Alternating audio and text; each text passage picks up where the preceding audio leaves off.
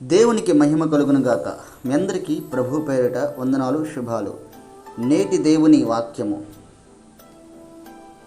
చాలా కాలం క్రిందట యెహోవా నాకు ప్రత్యక్షమై ఇట్లనెను, శాశ్వతమైన ప్రేమతో నేను నిన్ను ప్రేమించుచున్నాను కనుక విడువక నీ ఎడల కృపచూపుచున్నాను. ఇర్మీయా గ్రంథం 31వ అధ్యాయము 3వ వచనం. ఈ లోకము శాశ్వతమైనది కాదు. దేవుని ప్రేమ, దేవుని కృప మాత్రమే ఈ లోకంలో శాశ్వతమైనది.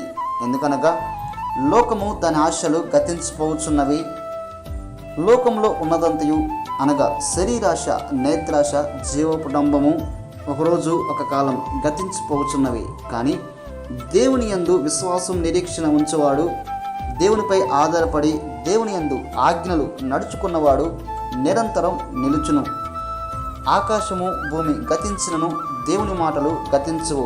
ఎందుకనగా దేవుడు శాశ్వత కాలం నిరంతరం ఉండే దేవుడు కనుక ఈ లోకంలో ఎవరైతే మనుషులపై ఆధారపడకుండా, వారి క్రియలపై ఆధారపడకుండా దేవుని యందు విశ్వాసం, నిరీక్షణ ఉంచి దేవునిపై మాత్రమే ఆధారపడినట్లయితే ఆయన శాశ్వతమైన ప్రేమ మనపై చూపించి తన కృపతో విడవకుండా మనల్ని సంరక్షింపగలడు.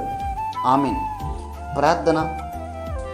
సర్వాధికారి యేసయ్య, ఈ మాటలు వింటున్న ప్రతి ఒక్కరికి ఈ మాటల ద్వారా ధైర్యాన్ని నింపమని, అలాగే ఎవరైతే ఈ లోకంలో మనుషులపై ఆధారపడకుండా, మనుషుల క్రియలపై ఆధారపడకుండా నీ యందు మాత్రమే విశ్వాసం, నిరీక్షణ ఉంచి నీపై ఆధారపడిన ప్రతి ఒక్కరికి శాశ్వతమైన ప్రేమతో వారిని ప్రేమించి నీ కృపతో విడవకుండా వారిని భద్రపరచమని యేసు నామములో అడిగి ప్రార్థిస్తున్నాము తండ్రి. ఆమేన్. మీ అందరికీ వందనాలు. దేవుడు ఈ మాటల ద్వారా మనందరినీ దీవించునుగాక. ఆమేన్.